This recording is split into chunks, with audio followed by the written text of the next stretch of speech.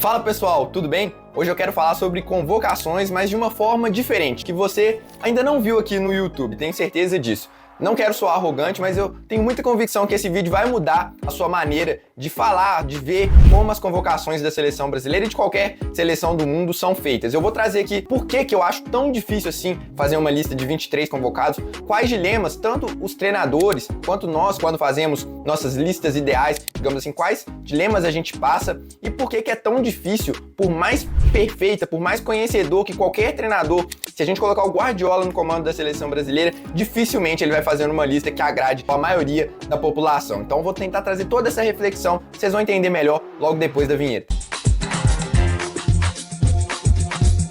O principal intuito de eu fazer esse vídeo é para tentar mostrar o quão complexo é fazer uma lista de seleção brasileira. E aí eu vou começar por alguns tópicos que falam sobre os dilemas. Primeiro, como a gente pesa a qualidade versus onde a pessoa joga, onde o jogador está atuando, ou o desempenho versus onde joga. Aí eu vou citar exemplos aqui para deixar bem claro o que eu tô falando. A gente tem lá o Igor Paixão, que tá no Feyenoord da Holanda, o Malcom, que tá na Arábia, e o Estevão, que tá no Palmeiras. Todos estão em times superiores na liga em que disputam, mas que não são campeonatos, digamos assim, de primeiro escalão do futebol mundial. A gente precisa comparar esses três caras com, por exemplo, o Martinelli, o Savinho e o Antony. Beleza, aí você vai pegar, vamos olhar números, vamos olhar a qualidade do jogador. Mas o Igor Paixão, ele tá num time que propicia ele ser um maior protagonista, enquanto o Savinho está num time mais coletivo. Se a gente coloca o Savinho no lugar do Igor Paixão, será que ele faria as mesmas coisas? A minha questão é, como a gente compara o que o jogador tá fazendo numa liga fraca versus o que o cara não está fazendo numa liga muito difícil? Aí eu vou citar outro exemplo aqui, o Talisca. O Talisca tá lá na Arábia, no futebol turco, no campeonato português e tá deitando há muito tempo. Mas a gente, ou quando olha assim pro futebol mundial, aí são jogadores um pouco diferentes, mas a gente o tempo inteiro fica batendo na tecla do Paquetá. Eu não tô falando que tá errado, tá? Tô só trazendo questionamentos aqui. Se o Talisca tivesse no futebol brasileiro, será que ele seria tão pedido quanto é o Alan Patrick? Será que ele teria números tão bons? Tá vendo como que é complexo a gente fazer essa discussão sempre ao comparar jogadores que estão em ligas diferentes, em contextos diferentes? Claro, sempre a qualidade do jogador vai pesar mais. A gente consegue, todo mundo que acompanha futebol tem capacidade de olhar e falar, olha, não, por mais que esse cara esteja deitando aqui no futebol tal, eu imagino que esse jogador aqui seja melhor. Dou um próprio exemplo aqui, o Ibañez e o Léo Ortiz. O Ibañez está lá na Arábia Saudita jogando um dos melhores times de lá, enquanto o Léo Ortiz está aqui no futebol brasileiro jogando um dos melhores times daqui. Como que a gente faz essa comparação? Será que é porque, como o Ibañez está mais distante, a gente tem a impressão que o Léo Ortiz seja melhor? Será que se o Ibañez estivesse aqui no futebol brasileiro, a gente pediria ele na seleção da forma que a gente pede o Léo Ortiz? E eu tento imaginar o seguinte, se eu coloco o Igor Paixão no lugar do Martinelli, nesse momento, os dois jogando no mesmo... por exemplo, o Igor Paixão no lugar do Martinelli no Arsenal, fazendo a mesma função que o Martinelli faz, com as características que o Igor tem, com a qualidade que ele tem. O Igor Paixão conseguiria entregar mais futebol do que o Martinelli? Entendeu? Aí eu tento seguir essa linha de raciocínio. Só para responder essa pergunta, eu imagino que sim. Tá? Eu vejo o Igor Paixão com mais ferramentas do que o Martinelli. O Martinelli é um jogador que depende muito de espaço para correr. Eu sempre tento imaginar um jogador no contexto do outro e tentar ver, pô, esse cara aqui, mesmo no lugar dele, ele faria mais. Então eu vou por esse lado para tentar entender qual jogador é o melhor para a seleção naquele momento. Outra questão, qualidade versus tempo de jogo. Aí eu acho que o caso emblemático, e aí eu sempre fico na dúvida, é o caso do Endrick. Eu sempre fico na dúvida, mas eu sempre coloco ele na lista. Por quê? Porque, mais uma vez, eu peso a qualidade. Acho que independentemente do cara não estar jogando, a gente precisa pesar a qualidade. Só que aí, ao mesmo tempo, eu me pego na hipocrisia. Porque o Douglas Luiz eu acho um puta de um jogador, mas não tá jogando nada na Juventus. Não tem minutos de jogo. Beleza, a gente pode falar, pô, o Endrick é reserva do Mbappé, o Douglas Luiz é reserva do... né, não é um cara super relevante assim. Mas você entende como é que a gente, mesmo assim, a gente cai em contradição? Por que eu coloco o Endrick, que, ao meu ver, é um craque, beleza, mas às vezes eu acho o Douglas Luiz até mais jogador do que, sei lá, vou citar um aqui, o André, por exemplo. Acho que o Douglas Luiz no auge jogou, até o momento, jogou mais que o André, por mais que sejam funções um pouco diferentes, vai, mas nesse momento eu não coloco ele porque ele não tá tendo minuto de jogo. Aí eu coloco o Endrick, mas eu coloco o Endrick também porque a gente tem poucos jogadores na função, e aí eu até faço a comparação, o João Pedro. Muita gente fala, o João Pedro, o Endrick tá sendo reserva, o João Pedro titular, mas será que não, pra seleção, não é melhor a gente ter o melhor jogador? No caso seria o Endrick. E aí desconsidera lesão e tal, eu tô falando aqui de maneira geral, tá? Não necessariamente pra esse momento, esse vídeo aqui é pra quem estiver assistindo em vários anos, pra entender melhor quão é complexo você fazer uma lista de seleção brasileira. Outra aqui, ó, Ian Couto versus Wanderson. Um é titular absoluto, no caso do Wanderson lá no Mônaco, e o Ian Couto é reserva no Borussia Dortmund. Mas se for pesar a qualidade, o que a gente já viu de ambos, será que o Ian Couto não seria melhor? Assim, eu nem tô falando que é, mas tá vendo como que a gente cai em alguns dilemas que não é fácil de responder, cara. Não, simplesmente você vai, em um momento ou outro, alguma contradição na sua lista vai ter. E a gente tem que tentar ser o mais coerente possível, é o que eu tento trazer aqui no canal. Mas é sempre difícil pesar, principalmente essa questão de qualidade de jogo. Outra aqui, ó, Douglas Luiz versus Ederson. O Ederson tá jogando um absurdo. Douglas Luiz também no auge jogou pra caramba. Será que dá pra afirmar que o Ederson é melhor que o Douglas Luiz? Assim, melhor num todo?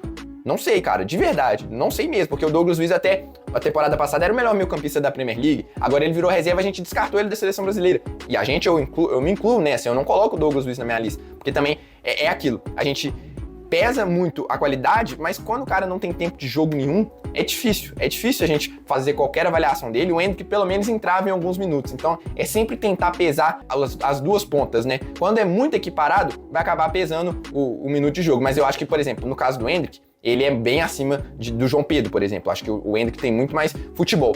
E aí a gente cai em outra questão também, e aí eu acho que a gente vai ver muito, discutir muito isso com o Ancelotti, que é o esquema tático versus jogadores. A gente vive isso nos clubes também, mas eu acho que na seleção é um pouco mais porque você pode escolher os jogadores que você tem. Só que aí a minha questão é, você chega na seleção com um esquema tático definido, olha, eu quero jogar de tal forma, eu vou convocar os jogadores que se encaixam melhor no meu modelo de jogo. Ou eu convoco, ou eu formo o meu time a partir da qualidade que eu tenho à disposição. Só que tem um porém nisso, a qualidade que eu tenho à disposição muda o tempo inteiro, cara.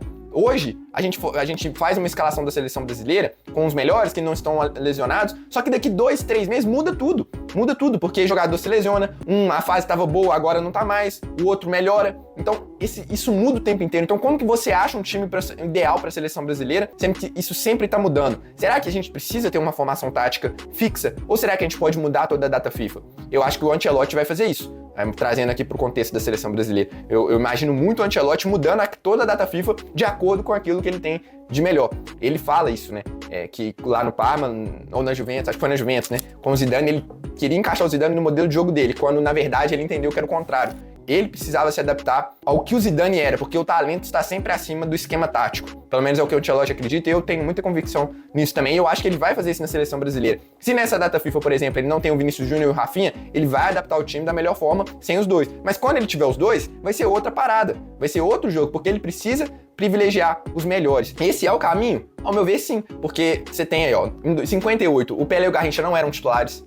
Em 94, o Parreira abriu mão do Raí para a entrada do Mazinho, mudando um pouco a característica, o estilo de jogo. Em 2002, o Kleberson entrou também no time para dar um equilíbrio maior. Então você vê que, historicamente, é normal você ter mudanças. E o próprio Tite sofreu com isso em 2018, por exemplo, o Firmino pedindo passagem, o Douglas Costa pedindo passagem, e ele se manteve fixo aos jogadores. Então precisa de uma seleção brasileira se adaptar a isso, mas ao mesmo tempo, eu falo isso em termos de convocação também, porque você vai com uma ideia e aí muda de uma hora para outra. Você vai falando assim, eu quero convocar tais jogadores aqui, mas eu vou jogar nesse esquema, mas nesse esquema esse jogador aqui não se adapta. Mas então eu preciso mudar, mas eu vou privilegiar mais o Vinícius Júnior ou o Rafinha? Qual dos dois eu preciso ter aqui como protagonista do meu time? E o Neymar, quando voltar, se é que vai voltar algum dia, né, do jeito que tá difícil saber. Mas enfim, são várias questões em termos de convocação. E aí, cara, eu entro em outro ponto também, o leque de opções que a gente tem e algumas dificuldades para selecionar os jogadores. A seleção brasileira, talvez junto com a França, seja o que mais tem opções no mundo, assim, só na minha lista, e aí quem sou eu, né, perto do que a comissão técnica da seleção brasileira consegue analisar, enxergar, mas só eu, que sou só um jornalista que tenta acompanhar a seleção brasileira, tem mais de 120 jogadores numa planilha de observação para eu tentar manter o dia a dia. Claro que a seleção tem profissionais para acompanhar, mas entende como é difícil? Outras questões aqui que eu coloquei, fase boa versus qualidade do jogador. Um momento claro, por exemplo, você tem o Igor Paixão e o Rodrigo tá mal, só que o Igor Paixão tá voando, mas quem é mais jogador? Claramente o Rodrigo, perfeito? Mas e aí, você vai pesar mais o momento do jogador ou a qualidade técnica dele? Eu, ao meu ver, mais uma vez, eu peso a qualidade. Por mais que o Rodrigo não esteja bem no Real Madrid, eu vou pesar o jogador que é melhor. Você tem também qualidade do jogador versus potencial. Eu digo que, lembra daquela comparação que eu falei, Malcom e Estevão? Talvez, cara, eu posso estar falando aqui uma asneira absurda, mas se o Malcom tivesse no lugar do Estevão, no Palmeiras, ele faria tantos gols quanto o Estevão, sabe? talvez ele não seja tão genial. Talvez não, ele com certeza não é tão genial quanto o Estevão. Não é um craque como o Estevão. Mas em termos de número, talvez o Malcom te entregaria mais. Talvez seja um jogador mais pronto, é isso que eu quero falar. Enquanto o Estevão ainda está se moldando. Mas pelo potencial do Estevão, a gente vai deixar ele de fora da seleção brasileira? Eu não consigo. Entendeu? Pelo potencial do Estevão fazer uma jogada diferente, você vai deixar ele de fora pro Malcom, que por mais que esteja jogando muito na Arábia Saudita, seja um jogador mais experiente, mais pronto, você vai deixar o Estevão de fora? Não dá. E outra questão também, cara, e essa aqui já é um dilema, esse aqui eu não consigo chegar numa solução, eu quero até saber a opinião de vocês aí nos comentários. Como a gente pesa o que o cara joga na seleção versus o que ele joga no time?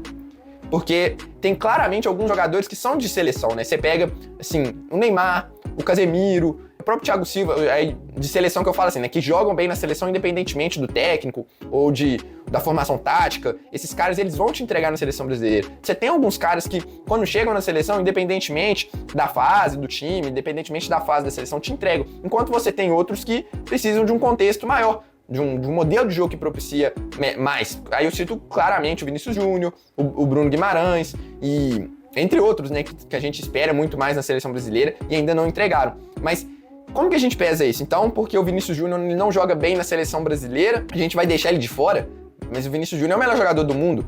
Mas e aí? Aí é certo deixar ele de fora, porque na seleção ele não entrega, então a gente vai colocar na seleção só os que jogarem bem na seleção. Mas será que quem não tá jogando bem na seleção não é culpa do treinador? Então, assim, essa é uma questão que eu acho muito difícil. Eu, particularmente, eu não consigo ignorar o fato do que os caras fazem no time, porque, assim, se não tá entregando aquilo que tá no time, na seleção, claro que, sim, existem contextos, existem jogadores que você pode trocar quando eles têm um nível técnico semelhante, mas você vai tirar o Vinícius Júnior, que é um dos melhores do mundo, só porque ele ainda não rendeu na seleção brasileira, e eu não consigo. Aí eu cito outro caso também, o Alisson, que ainda não teve grandes atuações, assim, que você lembra, assim, mas no Liverpool tá o tempo inteiro muito bem, você vai tirar ele do gol? Entende como que é uma questão muito complexa? Eu quero saber a opinião de vocês. E aí eu já aproveito também para pedir o seu like. Se você tá curtindo esse vídeo, ajuda muito o YouTube a entregar para mais pessoas. E também, se você é novo por aqui, fica o convite para inscrição. Muito conteúdo sobre seleção brasileira, análises, histórias, informações, tudo que envolve a seleção brasileira a gente traz por aqui. E só para fechar, cara, eu quero entrar aqui na questão opinião pública, que aí é onde acho que é o tema principal do vídeo, vai. A gente opina muito sobre seleção, sobre convocação, né? Eu acho que é um tema que sempre desperta curiosidade, eu sempre quero saber a opinião do outro, pode ser qualquer um, e até isso me ajudou muito a crescer o canal, né? Muitos chegaram aqui porque eles queriam saber a minha opinião e gostaram. E muitas vezes eu também quero saber a opinião de quem eu não conheço e tal, e às vezes a gente gosta ou não, mas ao meu ver, opinar e falar de uma convocação, cravar que é 100% certo, é difícil, cara. E aí eu vou explicar por que agora. Muitas vezes a gente opina com pouca base de observação. Eu cito aqui, ó, esses caras que jogam em locais mais afastados, que não tem transmissão pro futebol brasileiro. Rodinei, que direto a galera fala aqui nos comentários, Douglas Santos, o Gabriel Sara, o Talisca, o Luiz Henrique, aí não só esses... Aí eu sinto muito esses caras da Turquia, da Rússia, até os da Arábia mesmo, eu acho que pouquíssimas pessoas veem de fato assim o campeonato árabe, veem jogos após jogos.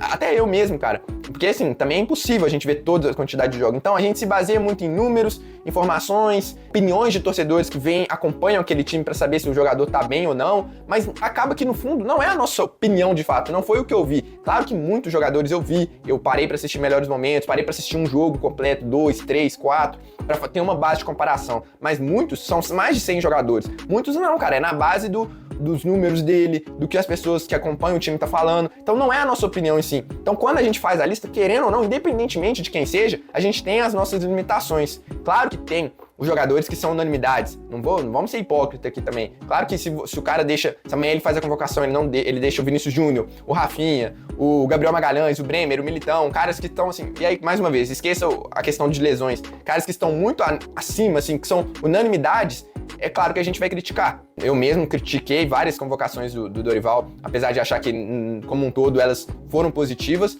mas é difícil pra gente cravar, assim, como um todo também, que tá muito certo, que tá muito errado. Eu acho que sempre vai ter, assim, 15 é muito, vai, 10, 12 jogadores que são intocáveis, vai. Todo momento, assim, eu vejo, não, pô, esse cara aqui não dá pra tirar nessa, né? Nessa aqui também não dá, mas os outros 12 são muito discutíveis. E aí eu cito aqui um exemplo.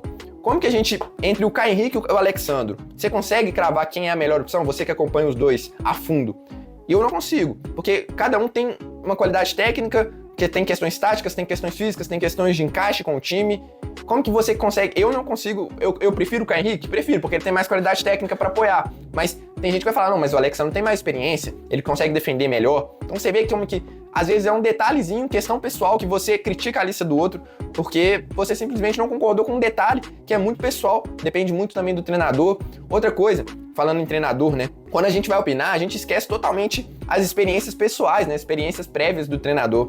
Se o Ancelotti convocar o Richarlison nessa lista, acho que muita gente vai criticar, e talvez eu critique também, mas aí a gente pesa, pô, será que é tão errado num contexto de seleção, que você não conhece tantos jogadores assim, você não tem muito tempo para treinar, você apostar em algumas peças, aí eu não tô falando tudo, até porque é impossível, mas algumas peças que já têm conhecimento daquilo que você faz, daquilo que você trabalha, de como é você, e você já conhece o jogador também, é tão errado assim?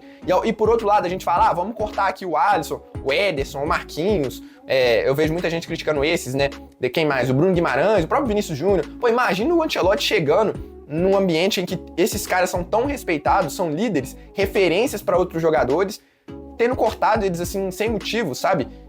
Não tô falando especificamente de todos esses nomes, mas você entende que também tem questão de hierarquia?